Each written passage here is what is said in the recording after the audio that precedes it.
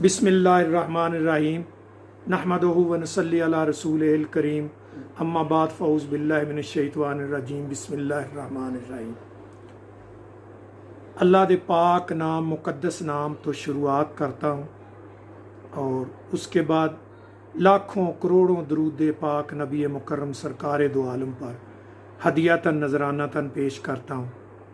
अल्लाह पाक इन दोनों हस्तियों के सदक़े हमारी बख्शिश भी फरमाएगा और इन दोनों हस्तियों के सदक़े में सारी कायनात चल रही है। नबी पाक के सदक़े में अल्लाह पाक ने सारी कायनात को तख्लीक फरमाया। इस कायनात की जो तख्लीक है ये मोहब्बत के ऊपर ही है और इसी मोहब्बत से क़यामत तक सारा सिलसिला चल रहा है। तो बात शुरू कराऊँगा मैं हज़रत इब्राहीम अलैहिस्सलाम से, जो नबी मुकर्रम सरकार दो आलम के दादा जी है, क्योंकि उन्हीं से आपका जो शजरा नसब है जद्द अमजद नबी मुकर्रम सरकार दो आलम के सैयदना इब्राहीम अलैहिस्सलाम है। तो जब आपने खाना काबा को तामीर फरमा लिया तो आपने चाहा कि मैंने अब खाना काबा तमीर फरमा लिया तो मैं अब अल्लाह से कोई मजदूरी मांगूँ, अल्लाह से कोई दुआ मांगूँ। तो अल्लाह पाक ने भी कहा कि इब्राहिम ये मेरे घर को साफ़ सुथरा कर दो तवाफ़ करने वालों के लिए, इबादत करने वालों के लिए। तो आपने कंप्लीट करके तो एक पत्थर के ऊपर खड़े होकर दुआ मांगी कि या रब्बुल आलमीन मैं कुछ और मजदूरी नहीं मांगता। तो अल्लाह ने फरमाया फिर क्या मांगता? तो सैयदना इब्राहीम अलैहिस्सलाम ने फरमाया कि मुझे उसका दादाजी बना दे। किसका? जिसका वादा आपने आदम के पैदा होने से पहले फरमाया था कि मेरा आखिरुज़्ज़मान नबी आएगा, मेरा हबीब होगा, सब नबियों का सरदार होगा, सब नबियों को उसी की नबूवत के सदक़े नबूवत मिलेगी और उसी का डंका बजेगा। जिसके वक़्त में वो मेरा हबीब आएगा वो अपना कलमा छोड़ के मेरे हबीब का कलमा पढ़ाएगा, ला इलाहा इल्लल्लाह मुहम्मद रसूलुल्लाह सल्लल्लाहु अलैहि वसल्लम। तो बात में बड़ी लंबी भी हो सकती है लेकिन मुख्तसर करके मैं आगे चलता जाऊँगा। तो जिस वक़्त आपने दुआ फरमाई तो अल्लाह पाक ने वो दुआ कबूल फरमाई, क्योंकि अंबिया इकराम की दुआ अल्लाह पाक कबूल व मंजूर करता है।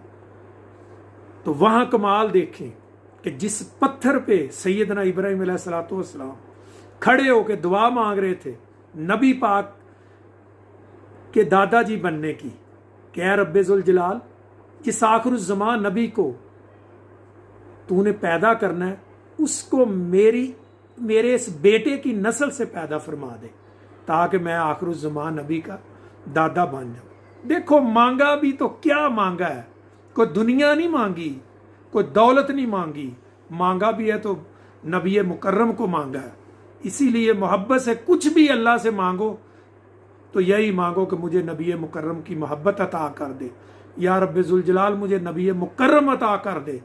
जब नबी मुकर्रम आपको मिल जाएंगे, आपके दिल में वो उनकी बादशाहत हो जाएगी तो ये अल्लाह पाक की सारी कायनात की आपको समझे कि बादशाहत मिल जाएगी। ये बात है। तो उस पत्थर का कमाल देखो और नबी पाक की दुआ मांगने का कमाल देखो, मोजज़ा देखो कि उस पत्थर ने जो नबी मुकर्रम सैयदना इब्राहीम अलैहिस्सलाम है उनके कदमैन शरीफैन को अपने अंदर नक्श कर लिया, जो आज भी हरम के दामन में जलवा फरोज है। मुकाम इब्राहिम जिसको कहते हैं, कभी पत्थरों पे भी कदम लगते हैं, कभी पत्थरों पे भी निशान बचते हैं, हजारों पत्थरों पे इंसान जाता है। लेकिन ये नबी मुकर्रम की शान है कि जिस पत्थर के ऊपर सैयदना इब्राहीम अलैहिस्सलाम ने खड़े होके दुआ मांगी आपके मिलाद की कि उसको पैदा फरमा मेरी इस नस्ल से, मेरे इस बेटे सैयदना इस्माईल अलैहिस्सलाम से, तो पत्थर ने भी आपके कदम चूम ले और पत्थर का भी दिल नरम हो गया और वो सैयदना इब्राहीम अलैहिस्सलाम के कदमैन शरीफैन का नक्श पूरा का पूरा उस पत्थर के अंदर महफूज हो गया, जो आज भी हम जाके ज़ियारत करते हैं।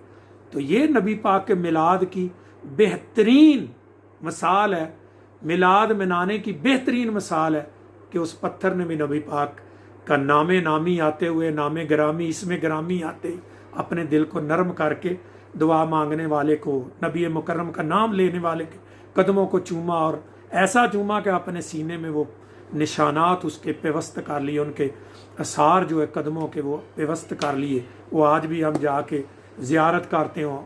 और उसी के बारे में कहता है कि जब आता है कि जब हज होता है तो कहते हैं तत्ताखिज़ु मकामा इब्राहीमा मुसल्ला, जब तुम नमाज पढ़ चुको यानी हज कर चुको तो मुकाम इब्राहीम को मुसल्ला बना लो। तो ये ख्वाहिश तो सैयदना उमर फ़ारूक रज़ी अल्लाह ताला ने भी फरमाई थी कि सैयद नबी मुकर्रम सरकार दो आलम कि हम ये जो मुकाम इब्राहीम है इसको मुसल्ला ना बना लें। तो नबी पाक ने आयत भेज दी तत्ताखिज़ु मकाम इब्राहीम मुसल्ला, कि जब तुम नमाज यानी हज कर चुको तो मकाम इब्राहीम को मुसल्ला बना लो। तो आज भी जो हज करता है, उमरा करता है, जब मुकम्मल हो जाता है तो आके खड़े हो जाते हैं ये मुकाम इब्राहीम के सामने। सिमत तो किबले की होती है, लेकिन सामने उसके जो होता है वो मुकाम इब्राहीम होता है। तो नमाज पढ़ते तो तभी हज मुकम्मल होता है। ये तो नबी के पैदा होने से पहले के मोजज़ात हैं, क्योंकि ये सब कायनात अल्लाह पाक ने नबी मुकर्रम की शान के लिए, नबी मुकर्रम की मोहब्बत के लिए पैदा किया। अल्लाह पाक ने फरमाया कि नबी अगर मैं तुझे पैदा न करता तो मैं कायनात की कोई चीज़ पैदा न करता। ऐ मेरे हबीब अगर मैं तुझे पैदा न करता तो अपनी रबूबियत को, अपनी खुदाई को, अलूहियत को मैं ज़ाहिर ही न करता। इतनी मोहब्बत है। आज जो कुछ है, हम जो कुछ हैं, हम सांस ले रहे हैं, हम खाना खा रहे हैं, हम पानी पी रहे हैं, रिज़्क़ खा रहे हैं, रहमतें नाज़िल हो रही हैं, ये सिर्फ़ और सिर्फ किसका करम है? ये नबी मुकर्रम का नजर करम है। ये उन्हीं के सदके नबी पाक हमारे ऊपर करम फरमा रहे हैं। देखो पहली उम्मतें कितने गुनाह करती थी, जुर्म करती थी, उनके ऊपर अजाब आते, शक्लें बिगड़ जाती, बंदर बन जाते, हैवानों की शक्लें बन जाती, पत्थरों की बारिशें होती, मकान उड़ जाते, घरों के घर, महलों के महल, शहरों के शहर गर्क हो जाते। अगर आज हम गौर करें तो बनी इसराइल में जो जराइम थे, हम उम्मत मोहम्मदिया होके आज के दौर में उससे बढ़कर जुर्म कर रहे हैं, उससे बढ़कर जुल्म कर रहे हैं, उनसे बढ़ के ज़्यादती कर रहे हैं। तो फिर भी क्यों नहीं हमारे ऊपर अज़ाब आ रहा? ये नबी का सदका है, कि नबी का सदका है कि नबी पाक सरकार दो आलम इस ज़मीन के ऊपर जलवा अफरोज़ है, इस ज़मीन के ऊपर आराम फरमा रहे हैं आप। और आपके जिस्म अतहर का, आपके सरापाए अकदस का, अपना जिस्म मुबारक का ये सदका है कि पूरी कायनात अल्लाह पाक ने हमारे लिए मस्जिद बना दी है, पाक कर दी है, जहाँ चाहें नमाज पढ़े। पहली उम्मतें अपने जो इबादत गाहें होती थी उसमें पहुँच के नमाज पढ़ सकते थे।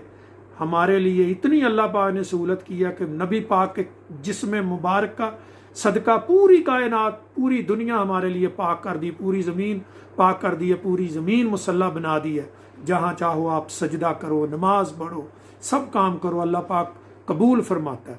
तो ये नबी पाक का सदका है। और दूसरा है कि पहली उम्मतों के ऊपर अजाब आते तो उसको अजाब आजला कहते हैं, कि फौरी तौर पे शक्लें बिगड़ जाती, अजाब आ जाता, घर गिर जाते, पत्थरों की बारिशें वगैरह वगैरह बहुत सारे अजाब आते। तो आज क्यों नहीं आ रहा? तो इसका अल्लाह पाक ने फरमाया कि ए हबीब मैं इनको कभी अजाब नहीं दूंगा। काफरों को भी अल्लाह पाक ने फरमाया, काफरों ने कहा था ना एक बार कि अगर हम गुनाह करते हैं, गलत हैं, गुनाहगार, तो अजाब क्यों नहीं आता? तो अल्लाह पाक ने फरमाया हबीब बेशक ये गुनाहगार है लेकिन इनमें तू मौजूद है, तेरे होते हुए मैं काफिर को भी अजाब नहीं दे सकता। और नबी का सदका है कि कायनात में जितनी भी नबी पाक की उम्मत दावत है, जिन्होंने इस्लाम कबूल नहीं किया, वो नबी पाक की दावत उम्मत दावत है, यानी आपने दावत सबको दी। क्योंकि नबी पाक सरकार के बारे में फरमाया कि ये जमी कुल उम्मतों के लिए, सारी कायनात के लिए रसूल बना के भेजा है, इसको मैंने जमी भेजा है। और वमार सल्ला का इल्ला रहमतुल आलमीन, सब जहानों के लिए रहमत बना के भेजा। तो काफर के ऊपर कैसे अजाब आ सकता? अल्लाह पाक ने फरमाया था कि मेरे हबीब तू आप इनमें मौजूद हो, मैं आपके होते हुए मेरी गैरत ये गवारा नहीं करती कि मैं इनको अजाब दूं, क्योंकि तू इनके बीच में है।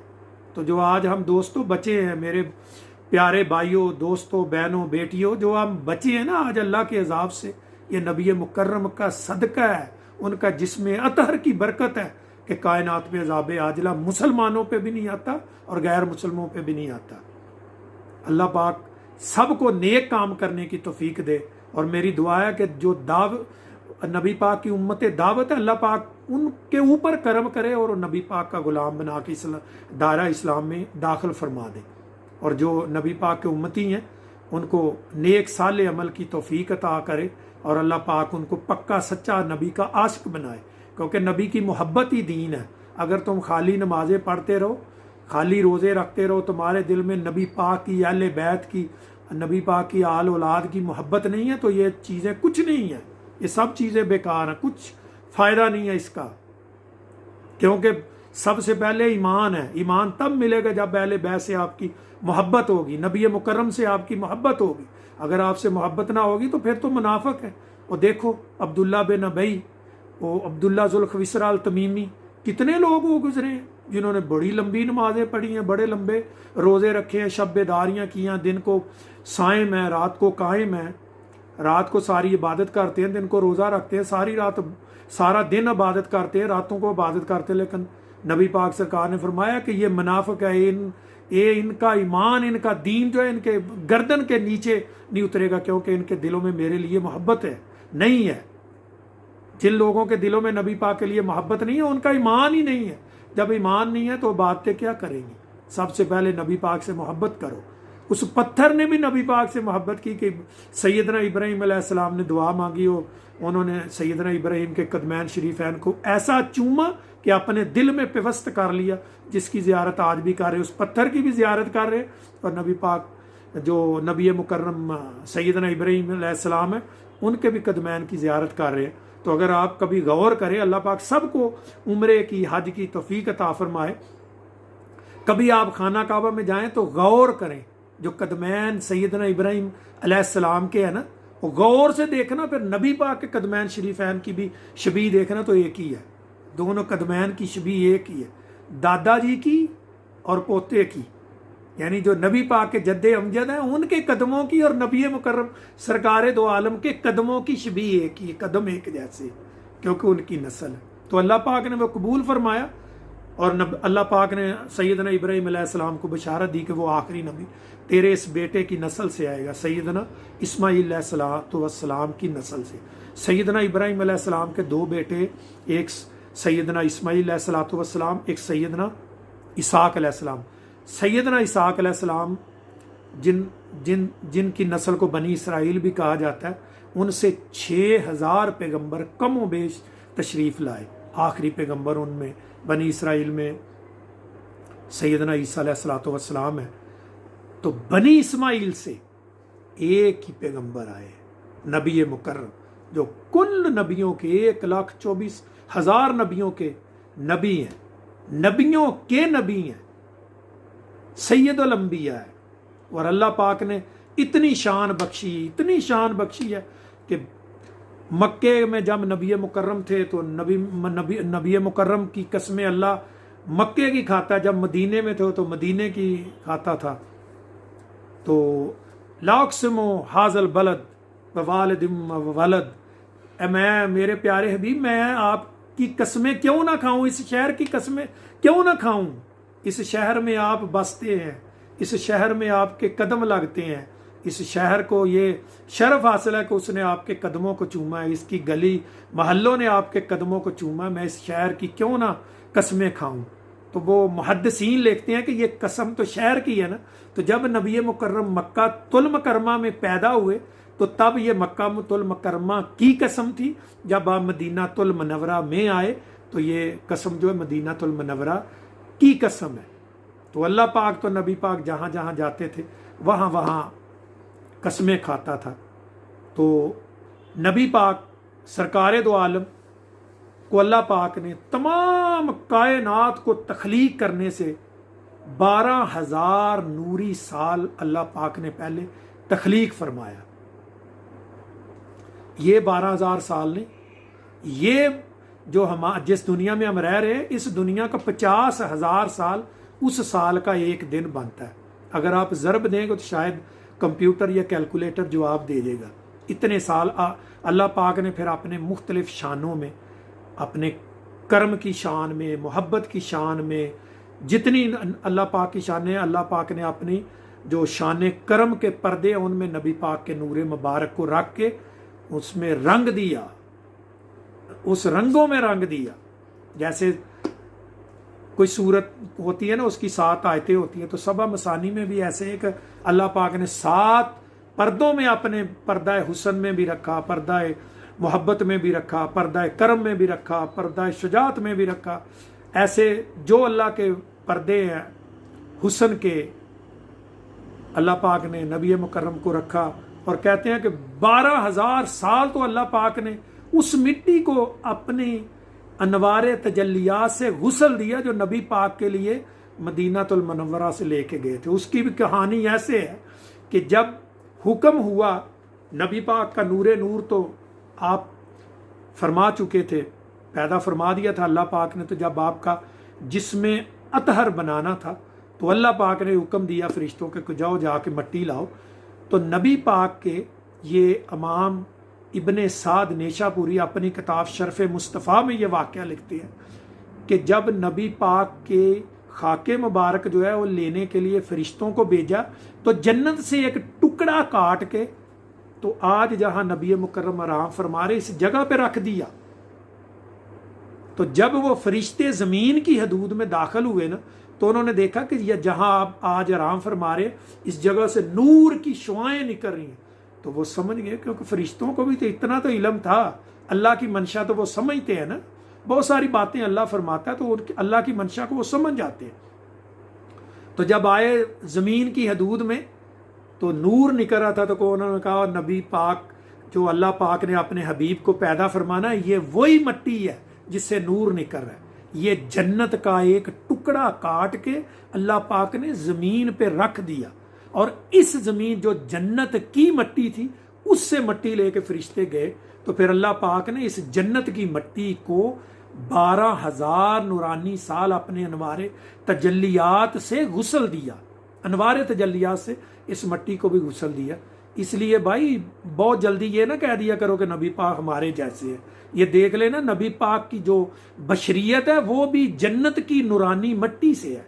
हम जो आम अल्लाह के वली या नबियों की जो नूरानियत है उससे नबी पाक की शान बशरियत बहुत अफजल और बहुत आला है, क्योंकि नबी पाक की शान बशरियत भी जन्नत से तख्लीक फरमाई है। तो जन्नत के दरख्त नूर, जन्नत की मट्टी नूर, जन्नत के फरिश्ते नूर, जन्नत की हूरें नूर, जन्नत का पानी नूर, जन्नत का दूध नूर, हर चीज़ जन्नत की नूर है। तो नबी पाक को नूर कहने में क्या हर्ज है? नबी पाक की 2 शानें, शान बशरियत भी है, शान नूरानियत भी है। शान बशरियत कैसे है वो मैंने आपसे अर्ज कर दी है, कैसे आपको तख्लीक फरमाया गया मट्टी से जो जन्नत की खाके मुबारक थी, जन्नत की मिट्टी मुबारक थी। इस तरह आपकी बशरियत भी ऐन नूरानियत है। तो नूरानियत के बारे में तो अल्लाह पाक ने फरमाया कि अगर तुझे ना पैदा फरमाता, कोई चीज़ ना पैदा फरमाता। तो हज़रत आयशा रज़ी अल्लाह ताला फरमाती हैं कि एक दिन मैं सुई गुम हो गई तो अंधेरा था, ढूंढ रही थी। तो नबी मुकर्रम सरकार दो आलम तशरीफ़ फरमा हुए, तो फरमाया आयशा क्या ढूंढ रही है?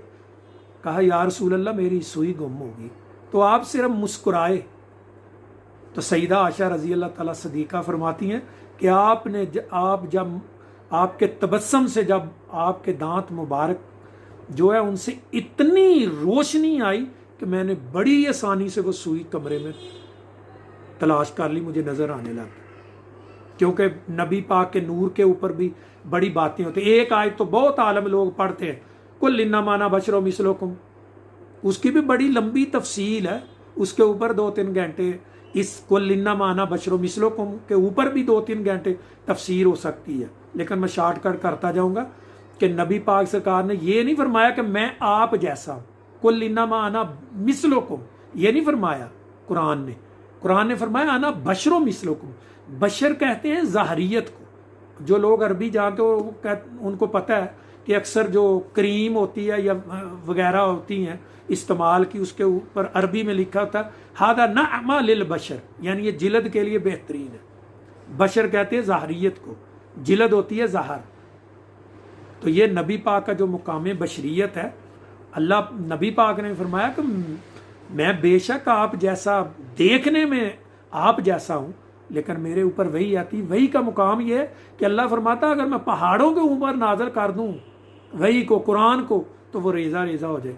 तो नबी पाक के दिल कल्बे अतहर की, नबी पाक के दिल मुबारक की कैफियत क्या होगी कि जिसके ऊपर पूरा कुरान उतरा है, अल्लाह का कलाम उतरा है, और फिर भी आप देखो कैसे नूरानी है, आपको कुछ नहीं हुआ। तो हम पत्थर नहीं बर्दाश्त कर सकते, हम अल्लाह की वही को कैसे बर्दाश्त कर सकते? कोई नबी के बगैर नहीं कर सकता, वही को बर्दाश्त नहीं कर सकता। तो जो आपकी बशरियत है वो भी हक है, बशरियत पे यकीन रखना, ईमान रखना हक है। जो नबी पाक की बशरियत को ना माने वो भी दर्जा कुफर में चले जाता। मुफस्सरीन तो ऐसा ही लिखते हैं। बहरहाल उसके बाद नूरानियत है, तो वो भी आयत है, वो आयत नहीं है लोग पढ़ते, वो है कद जाकुम मिनल्लाहि नूरुम व किताबुम मुबीन, बेशक मैंने आपकी तरफ है लोगो, बेशक मैंने आपकी तरफ एक नूर और किताब मुबीन भेजी। किताब मुबीन हमारी कौन है? कौन सी किताब है हमारी? जैसे पीछे 3 किताबें ज़बूर, तौरात, इंजील, हमारी किताब जो है उम्मुल किताब है, सब किताबों की माँ है। हमारे नबी भी सब नबियों के जो सरदार हैं, किताब भी हमारी किताबों की सरदार है कुरान पाक। ये तो किताब मुबीन होगी, तो नूर कौन है? आए तो 2 ही चीज़ें हैं हमारे पास, एक नबी मुकर्रम सरकार दो आलम, एक किताब कुरान मजीद। तो कुरान मजीद को किताब मुबीन का है, नबी पाक को नूर मुबारक। तो इस तरह नबी पाक के नूर मुबारक बेशुमार इसकी मसाले और भी हदीसों में भी आता है, बहुत सारी मसाले हैं। अब्दुल्ला बिन ज़ुबैर ने भी एक हदीस में पूछा कि नबी पाक सरकार को अर्ज़ किया कि या रसूलल्लाह सबसे पहले अल्लाह पाक ने कौन सी चीज़ पैदा फरमाई? तो आपने फरमाया कि सबसे पहले अल्लाह पाक ने तेरे नबी के नूर को पैदा किया था। तो नबी पाक तो बात ही अपने नूर की शुरू करते हैं कि नूर से पैदा किया। तो ऐसे बहुत सी मसाले, नबी पाक की शान बशरियत भी है, शान नूरानियत भी है। ये सारी जो शानें हैं नबी पाक की, इसके अलावा भी बहुत सारी शानें हैं जो अल्लाह पाक ने किसी इंसान के अंदर दिमाग में वो मेमोरी पैदा नहीं की, वो कैपेसिटी पैदा नहीं की कि नबी पाक की सब शानों को कोई परख सके, उसका हाथा कर सके। क्योंकि नबी मुकर्रम सरकार दो आलम ने फरमाया या अबा बकर सदीक, कह किसको रहे हैं? इतनी शानों का मालिक, इतनी शानों के मालिक कि जिसके बारे में नबी पाक सरकार ने फरमाया कि हर एक का मैंने अजर दुनिया में दे दी है, लेकिन अबा बकर का अजर खुदा देगा। इतनी शान है। लम यरफ्ता हकीकती इल्ला मा सवाल्ला, या अबा बकर मेरी हकीकत सवाए अल्लाह के कोई नहीं जानते। वह खुश्क मुल्ला, तू कल का 2 किताबें पढ़ के कौन सा तराजू पकड़ के तुम नबी पाक की शान को तोड़ रहा है? तेरे पास कौन सा तराजू है तू जिससे नबी पाक की शान को तोड़ रहा है? बायजीद बस्तामी रहमतुल्लाह अलैह फरमाते हैं कि मैंने हजारों लाखों मंजिलें तय की हैं नूर की, और जाके मैंने नूर मोहम्मदी के करीब पहुंचा तो नूर मोहम्मदी के ऊपर नबी पाक सरकार दो आलम ने, अल्लाह पाक ने 50,000 या 70,000 अपने नूर का पर्दा जो है नबी पाक के नूर मुकद्दस के ऊपर नुमाया किया हुआ था, जलवा अफरोज किया हुआ था। तो जब मैंने चाहा कि ये पर्दे में क्रॉस करके आगे बढ़ूं, हकीकत मोहम्मदी को जान सकूं, तो हातफ से आवाज़ आती है बायजीद पीछे हट जाओ, अगर एक बाल भर के भी आगे बढ़े तो जल के राख हो जाओगे। तो मेरी हिम्मत ना हो सकी कि मैं आगे जा सकूं, मैं वहां से पीछे हो गया। तो आप लोग तो पता नहीं कौन सा तराजू पकड़ता, 2 किताबें पढ़ के आप तो नबी की शान को परखने चल पड़ते हो। खुदा का खौफ करो, अल्लाह के सिवा कोई नबी की शान को नहीं जान सकता। जो किताबों में लिखा है वो अक्ल है, जो हम बयान करते हैं ये हमारी नाकस कमज़ोर अकल है, वो तो इससे बहुत बुलंद है नबी की शान। वरफ़ान अल्लाह का जिक्र, मैं हर लम्हे उनकी शान बुलंद करता हूँ, मैं हर लम्हे उनकी शान बुलंद। तू उनकी जब तक शान बयान करेगा तब तक तो लाखों करोड़ों दर्जात अल्लाह पाक बुलंद फरमा चुका होगा। फिर देखो सारी कायनात जो है अल्लाह को राज़ी करती है कि अल्लाह राज़ी हो। मैं भी, आप भी, सब अंबिया भी ये कहते हैं कि या रब्बल आलमीन तू राज़ी हो जा। औलिया भी कहते हैं, शुहदा भी कहते हैं कि या रब्बल आलमीन तू हमसे राज़ी हो जा। हर आदमी अपनी ताकत के मुताबिक अल्लाह से दुआ करता है कि या रब्बल आलमीन तू मुझसे राज़ी हो जा। लेकिन अल्लाह पाक नबी पाक सरकार को फरमाते हैं वला सौफा यती का रब्बों का फतारदा, ऐ मेरे प्यारे हबीब, ऐ मेरे लाडले रसूल, मैं आपको इतना अता करूंगा कि आप राजी हो जाओगे। देखो मुकाम, देखो किस तरह अकलों को तुम नबी पाक की शान को जांचने के लिए इस्तेमाल कर रहे हो। नबी पाक अकल में नहीं आ सकते, क्योंकि नबी पाक को अल्लाह पाक ने कहते हैं अकल रब ने इतनी दिती कि इल्मा विच ना आवे, इल्म रब ने इन्ना दिता कि अकलों विच ना आवे। आए हाय हाय, आदम एडा सोहना यार सानू किधरे नजर ना आवे। ये तो आका की शान को कोई मुतय्यन नहीं कर सकता, उसका हाथा नहीं सरकार की शान का कर सकता। तो मैं आगे बढ़ता हूं कि नबी पाक सरकार के वालिद मोहतरम जो थे वो तजारत करते थे, नबी पाक खुद भी तजारत करते थे। तो आप जा रहे थे तो मदीने शरीफ के करबो जवार में एक औरत ने आपको, आपके वालिद मोहतरम हज़रत अब्दुल्ला बिन अब्दुल मुतलब को ये ऑफर की कि आप मुझसे शादी कर लो। तो आपने कहा अच्छा चलो मैं वापस अपने घर जाऊंगा, फिर मशवरा करके तो मैं करूंगा। तो तब तक वो नबी पाक सरकार के वालिद मोहतरम की शादी हो गई। तो शादी के बाद जब आप वापस आए दोबारा, तो कहते कि वो औरत बड़ी आलमा थी, मुख्तलिफ अलूम में उसको दस्तरस थी। तो उसने हज़रत अब्दुल्ला रज़ी अल्लाह ताला ने पैगाम भेजा कि आप शादी के लिए मुझे इनवाइट कर रही थी, तो मैं शादी के लिए आया हूँ, शादी करनी है तो करो मेरे। मैं कहा अब शादी नहीं करूँगी। मैं कहा क्यों? कहा जिसके लिए मैं कर रही थी शादी वो तो खुश नसीब आमना ले गई है। वो तुम्हारे माथे पे, वो तुम्हारी पेशानी में चमकने वाला जो नूर था जिससे किसी नबी ने जन्म लेना था, आखिरुज़्ज़मान नबी ने, वो तो आमना के दामन में जा चुका है, वो तो आमना के दामन में सज चुका है। अल्लाह पाक ने आमना को उसके लिए मुंतखब फरमा लिया। मैं तो उसके लिए कर रही थी, आपसे मैंने क्या लेना देना। तो ऐसे बहुत सारे वाक़यात आपकी पैदाइश से पहले भी तो चलते रहे। तो कहते हैं हज़रत आमना रज़ी अल्लाह ताला अन्हा फरमाती है कि जब नबी मुकर्रम सरकार दो आलम मेरे जिस्म अतहर के अंदर जलवा फरोज हो गए, तो पहले दिन से ही मुझे कभी हूरों की ज़ियारत होती, कभी अम्बिया की, हर रोज़ किसी ना किसी नबी की ज़ियारत होती, मुझे मुबारकें देते, मुझे हूरें मिलती, मुझे जन्नतों के मशरूब पिलाए जाते, मुझे तरह तरह की चीज़ें नज़र आती, सैरें होती, जन्नतें दिखाई जाती, फरिश्ते मुझे देखने आते, मुझे मुबारकें देते, अम्बिया मिलते, हज़रत आसिया मिलती, हज़रत मरियम मिलती। तो ऐसे दिन गुजरे थे, मैं बड़ी खुश थी। और मुझे कभी भी नबी मुकर्रम मेरे जिस्म अतहर के अंदर जलवा फरोज थे, तो कभी भी मुझे बोझ, कोई दुख, कोई तकलीफ कभी नहीं मुझे कोई महसूस हुई थी जो इन अयाम में होती है। तो पैदाइश का जब वक़्त आया तो दो बड़ी कद कावर, लंबे कद वाली दो औरतें आई। उन्होंने मुझे कुछ सफ़ेद किस्म का मशरूब जो है वो पिलाया, मुझे बिठा के उन्होंने एक गिलास पिलाया, दूसरा गिलास पिलाया, वो पिला के फिर चली गई। तो मैं क्या देखती हूँ कि नबी मुकर्रम सरकार दो आलम तक दुनिया में जलवा अफरोज हो चुके थे, मुझे पता ही नहीं कुछ चला कि नबी पाक जलवा अफरोज हो चुके हैं।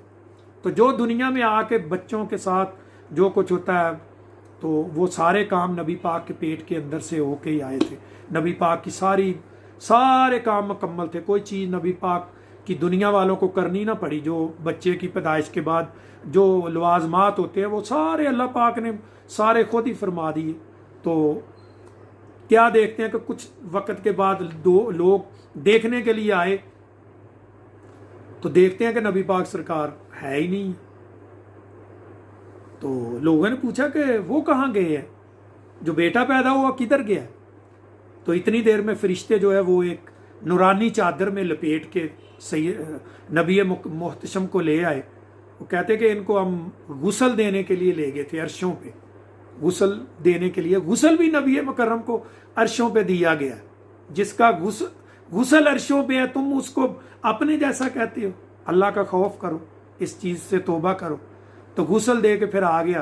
तो फिर सईदा आमना रजी अल्लाह ताला फरमाती है कि फिर कुछ फरिश्ते आए, उन्होंने कहा कि इनको तख्त पे बिठा लो और इनको पूरी जो इनकी बादशाही है यानी पूरी ज़मीन जो है वो इनकी बादशाही, इनको इनकी रियाया का, इनकी बादशाहत का जो है वो सारा जगह एरिया दिखाएं। एक झंडा उन्होंने खाने काबे के ऊपर लगा दिया, एक मशरक के ऊपर, मशरक में लगा दिया, एक मगरब पे लगा दिया।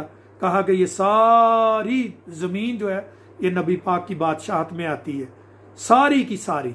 फिर और भी बहुत सारी चीज़ें, और कहती है कि हज़रत आमना कहती हैं कि जिस वक़्त आप पैदा हुए हैं तो आपके पैदा होते इतना नूर फूटा, इतना नूर फूटा कि मैंने अपने घर में बैठ के सूर्य शाम के महल जो थे वो देखे। मैंने ऊंटों की कतारों सूर्य में चलती हुई देखी। शाम, मुल्क शाम में मैंने ऊंटों की कतारें चलती हुई देखी कि वो कतारें कतार दर कतार जा रहे। तो मैं मक्का शरीफ में बैठ के वो चीज़ देख रही हूँ। महल जो है वो कैसो कसरा के महलों तक लाइट ही लाइट, रोशनी रोशनी होगी, और आपने वो देखा। तो उसके बाद फिर कुछ देर के बाद देखा तो नबी पाक सजदे में थे, और ये आप पढ़ रहे थे रब्बे हबली उम्मती, रब्बे हबली उम्मती, रब्बे हबली उम्मती। यानी नबी पाक जब आपकी वलादत हुई है तो तब भी रब्बे हबली के फरमा रहे थे, तब भी रब्बे हबली पढ़ रहे थे। और जिस वक़्त हज़रत अली फरमाते हैं कि जिस वक़्त मैंने आपको कब्र मुबारक में उतारा है तो उस वक़्त भी रब्बे हबली, रब्बे हबली, रब्बे हबली आपके जिस्म मुबारक से आवाज़ आती है। तो आप हज़रत अली का एक कौल मैं और नकल करूँगा कि हज़रत अली करमुल्लाह वजह फरमाते हैं, नबी पाक सरकार का एक कौल है, उसी का तसलसल है। नबी पाक सरकार फरमाते हैं कि हर चीज़ मुझे पहचानती है, दुनिया की हर कायनात की हर चीज़ मुझे पहचानती है, चाहे वो जानदार है या बेजान है, सब। तो उसमें दो मिसालें हैं। एक तो नबी पाक सरकार ने फरमाया कि मैं मक्के के अंदर उस पत्थर को जानता हूं जो मुझे सलाम करता था। जब नबी मुकर्रम सरकार दो आलम रस्तों में चलते ना, तो पत्थर भी एक ख़ास पत्थर था, वो नबी पाक को कहता था अस्सलातु वस्सलामु अलैका या रसूल अल्लाह, अस्सलामु वस्सलामु अलैका या रसूल अल्लाह। तो नबी पाक सरकार उस पत्थर को आखिरी उम्र तक नहीं भूले। इसलिए कहता हूँ कि दरूदे पाक पढ़ो, दरूदो सलाम पढ़ो। अगर पत्थर को नबी पाक नहीं भूले तो अगर नबी पाक का उम्मती दरूदो सलाम पढ़ेगा तो नबी पाक उसको कैसे भूल जाएंगे।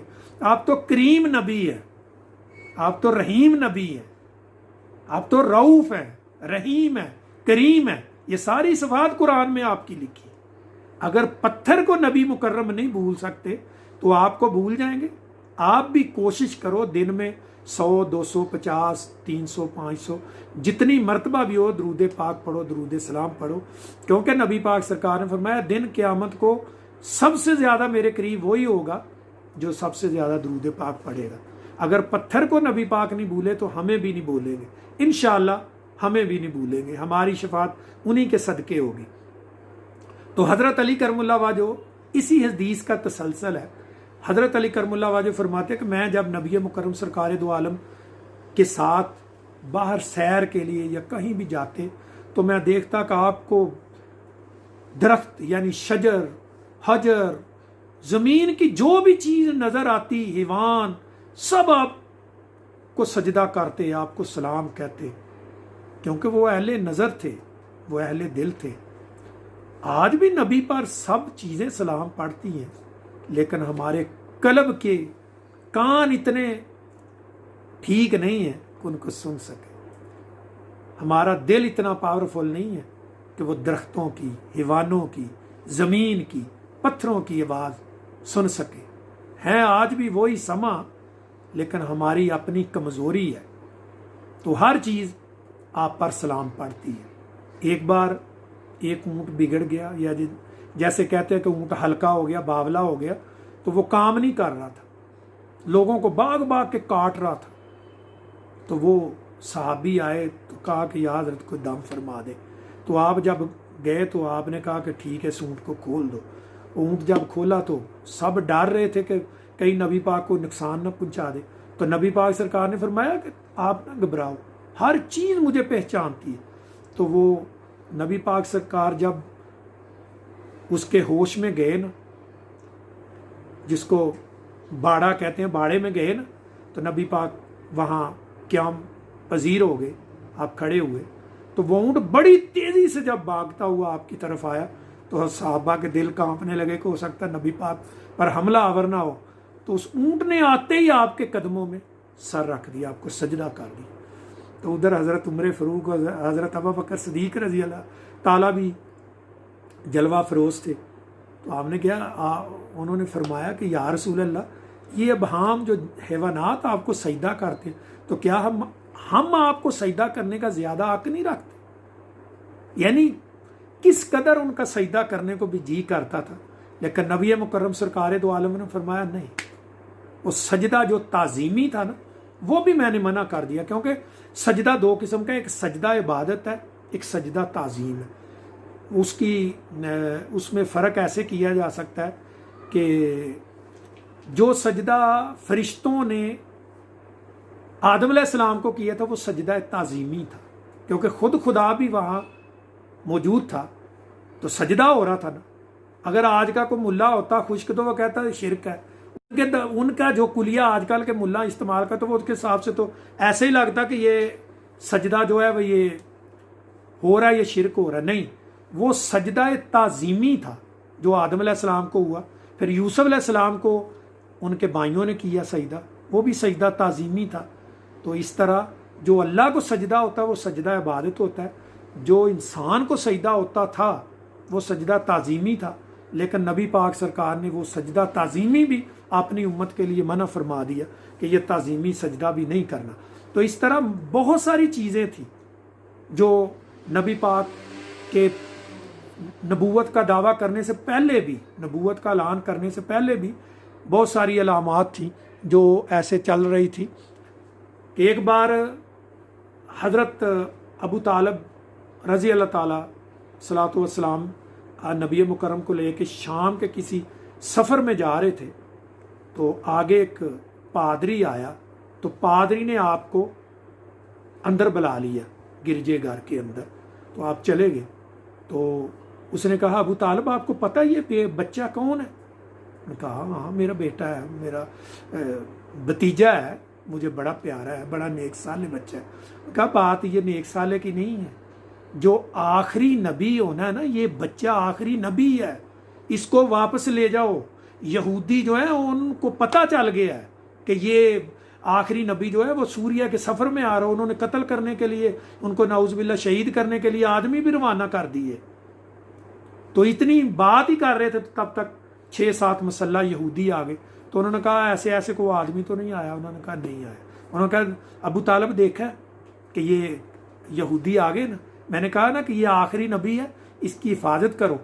तो हज़रत अबू तालिब ने फिर हज़रत बिलाल के साथ उनको वापस मक्का भेज दिया। तो ये पहले भी अलामात थी।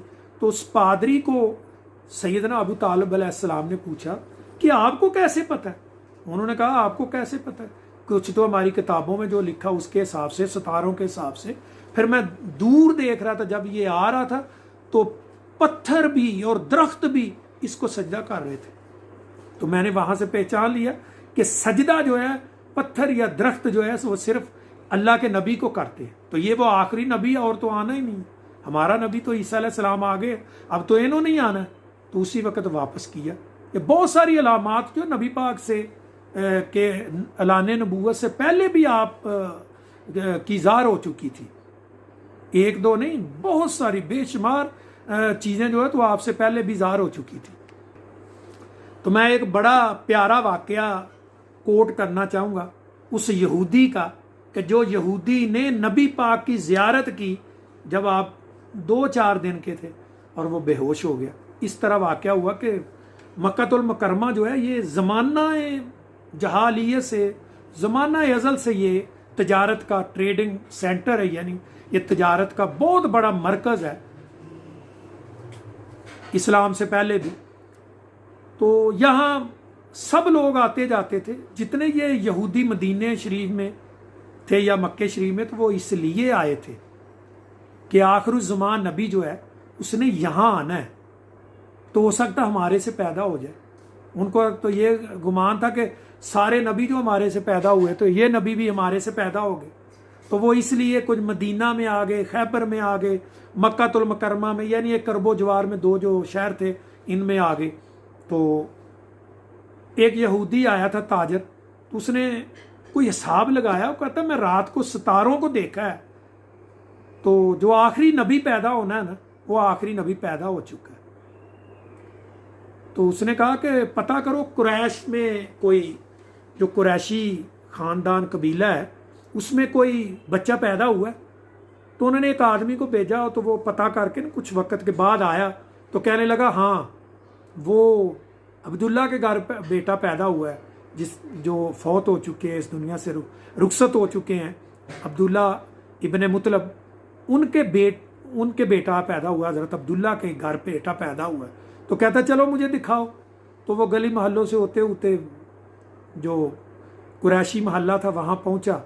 तो जब उसने नबी मुकर्रम सरकार दो आलम को देखने की ख्वाहिश ज़ाहिर की, तो बीबी आमना रज़ी अल्लाह ताला ने अपने लखते जिगर को दिखाया कबीले के किसी आदमी को, लो ये यहूदी कह रहा मैंने आपके बेटे को देखना, तो दिखा दो। तो जब उसने नबी पाक सरकार को देखा तो सर में हाथ मारा और गश खा के गिर गया। वो कहने लगा ओ फल्ला, नबूवत बनी इसराइल से ख़त्म हो गई, नबूवत बनी इसराइल से ख़त्म होगी, नबूवत बनी इसराइल से ख़त्म होगी। नबूवत तो चली गई अभी बनी इस्माइल में नबूवत चलेगी। उन्होंने कहा, लोगों ने कहा ये क्या हो गया तुम्हें, क्या बातें कर रहे, और बोल रहे हो अल्लाह के बंदे ये जो बच्चा है ये आखिरी नबी है, हमें तो पता ही नहीं था ये बनी इस्माइल में पैदा हो जाएगा। हम तो इसलिए सारे यहूदी आके बैठे थे मक्कातुल मुकरमा में और मदीनातुल मुनव्वरा में, खैबर में, आगे पीछे, कि नबी तो आखिरी ज़माए दोस्त इधर पैदा होना है, तो हम इधर चले, हम में से किसी में पैदा हो जाएगा। तो हमें क्या पता था ये तो बनी इस्माइल में पैदा हो। तो इतनी बात कह के वो गश खा के गिर गया। तो फिर उसको पानी मार के उसके मुंह पे तो उसको जगाया कि वो उठो भाई। तो उसने फिर ये सारी बात बताई कि ये आखिरुज़्ज़मान जो नबी है ये है। तो ये भी बात है। और उससे पहले भी वर्का बिन नौफल जो हज़रत खतीजतुल कुबरा रज़ी अल्लाह ताला अन्हा के कज़न थे, रिश्तेदार थे, वो भी आपके घर आए थे। तो उन्होंने भी आपको देखा, तो कुछ आसार देखे। तो उनका वाक़या इस तरह के हज़रत खतीजतुल कुबरा बहुत बड़ी ताजरा थी, बहुत बड़ी तजारत थी मक्के के अंदर, बल्कि अरबों में बहुत सबसे बड़ी तजारत इनकी थी। तो मुख्तलिफ लोगों को वो तजारत का सामान दे के बेचती, प्रॉफिट होता, मुनाफा होता, जो भी होता। तो एक बार उन्होंने नबी मुकर्रम सरकार दो आलम के बारे में भी सुना था। तो नबी मुकर्रम सरकार दो आलम ने कहा कि आप मुझे भी कोई तजारत का सामान दें, मैं भी तजारत करना चाहता। तो उन्होंने कुछ सामान दे दिया खतीजतुल कुबरा ने।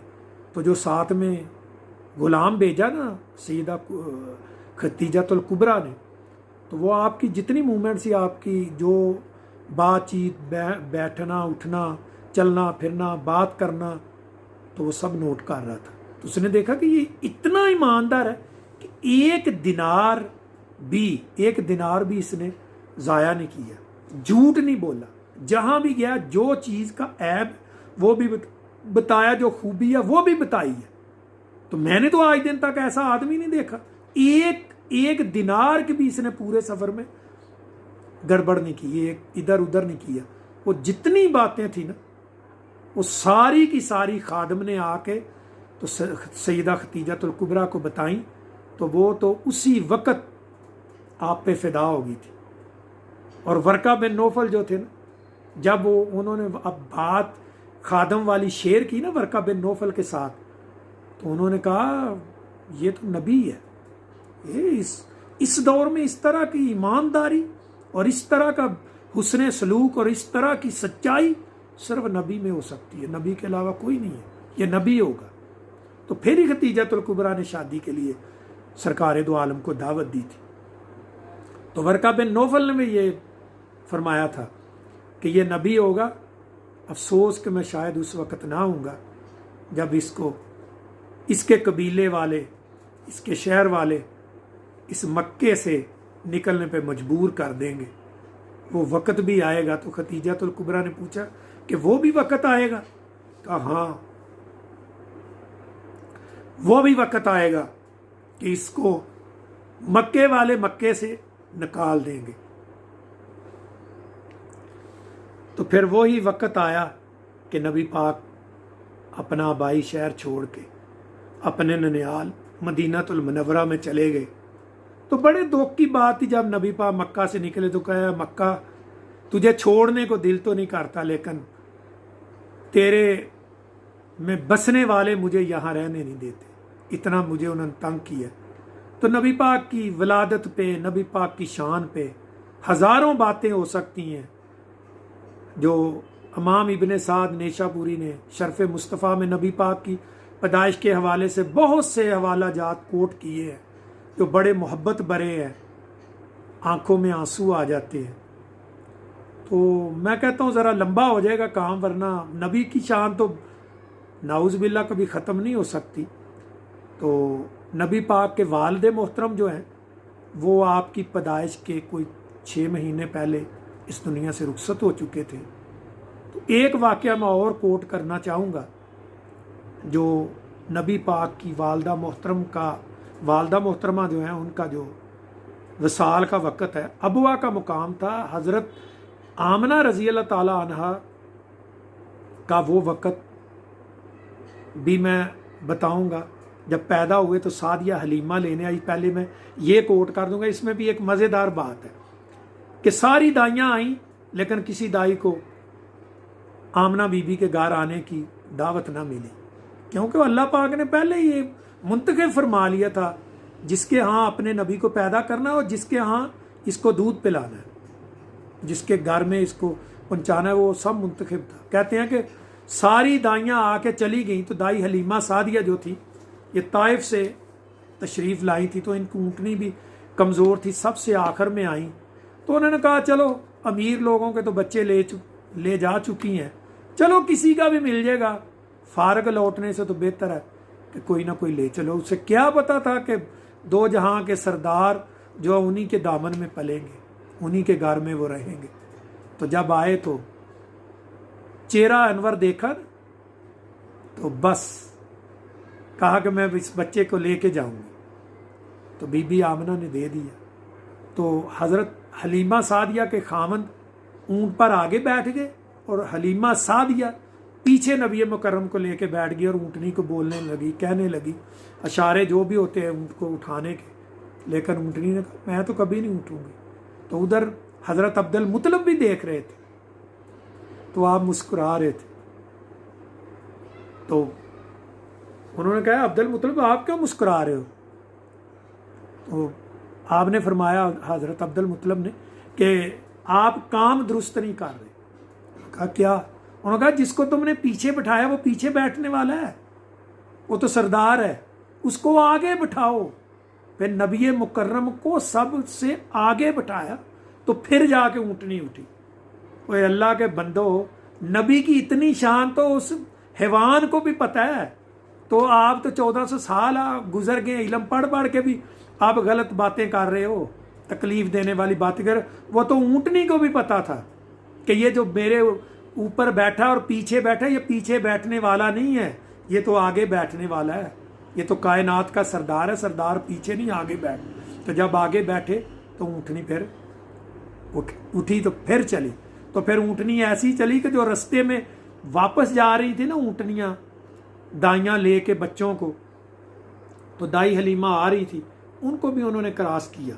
ऐसे लग रहा था जैसे ऊँटनी दौड़ी नहीं, उड़ के ताइफ चली गई है। तो बहुत सारे वाक़यात है उसके आगे भी।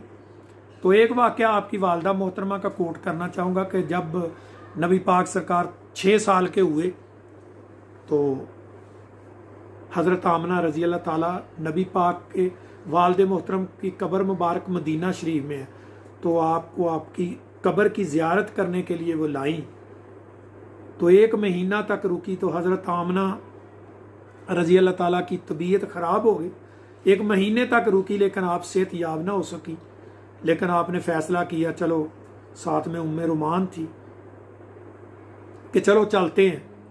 तो चले तो मदीना से थोड़ा पहले, यानी तकरीबन मदीना और मक्का के दरमियान में एक मुकाम है अबवा।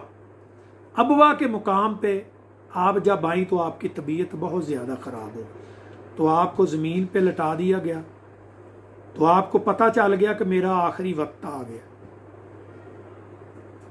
तो हज़रत आमना रज़ी अल्लाह ताला अन्हा लेटी हुई थी। तो नबी मुकर्रम सरकार दो आलम बड़े पशेमान थे, यहाँ तक के रो रहे थे। आपके आंसू जो है वो आपकी वालदा मोहतरमा के चेहरा अनवर पर गिर रहे थे। दुआ वो हौसला दे रही थी,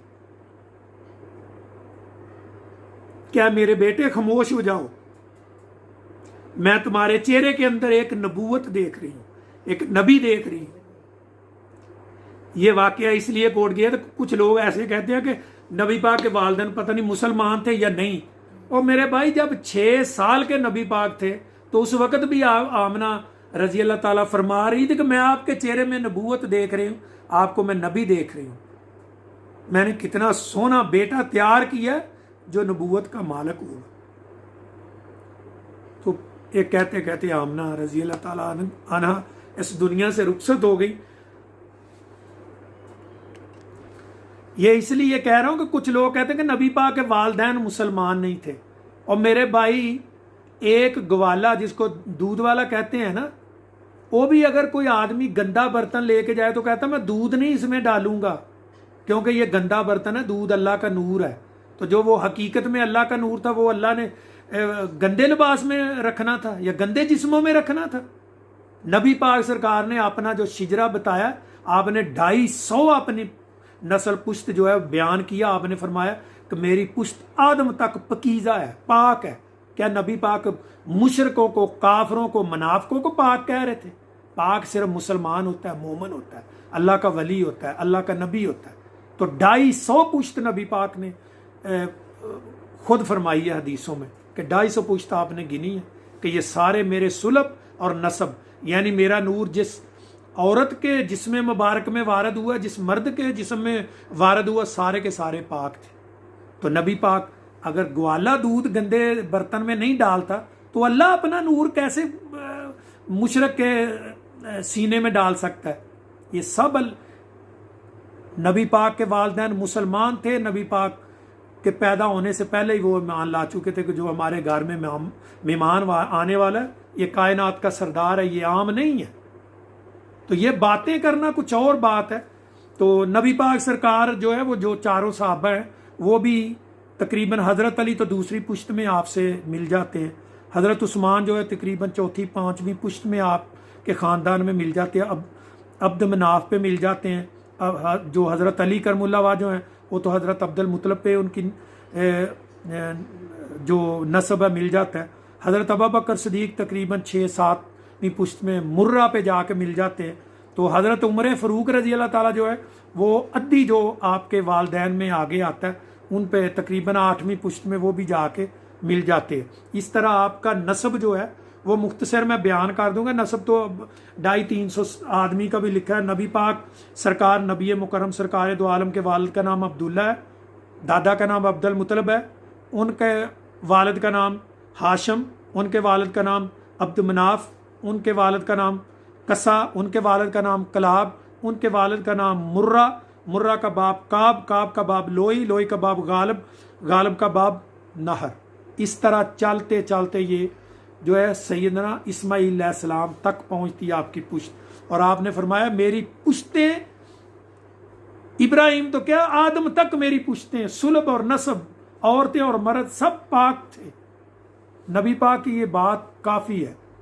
तो बताने को तो बहुत सारी चीज़ें हैं, लेकिन मैं ये हदिया और नजराना ही नबी पाक की बारगाह अक़दस में पेश कर रहा हूँ कि अल्लाह पाक और नबी पाक अपनी बारगाह में ये मेरा कहना बोलना कबूल फरमाएं। अल्लाह पाक मुझे भी अजर दे, अल्लाह पाक आपको भी अजर दे, मुझे भी अल्लाह पक्का सच्चा मुसलमान बनाए और आपको भी अल्लाह पक्का सच्चा मुसलमान बनाए और नबी पाक का पक्का आशिक बनाए। और दिन क़यामत को हमको सबको, सब मुसलमानों को अल्लाह पाक नबी पाक की शफाअत से बहरामंद फरमाए और हमारी निजात फरमाए। कब्र में भी हमारे ये ऊपर नबी मुकर्रम का कर्म हो और हम नबी मुकर्रम को पहचान लें और आखिरत में नबी पाक हमें पहचान ले, हमारी मदद फरमाएं, हमारा वसीला बने। इन्हीं दुआओं के साथ इजाज़त चाहूँगा। वाखिर दावाना अनिल हम्दुलिल्लाहि रब्बिल आलमीन। अस्सलातु वस्सलामु अलैका या रसूल अल्लाह वसल्लम अलैका या हबीब अल्लाह। अस्सलामु अलैकुम व रहमतुल्लाहि व बरकातहू।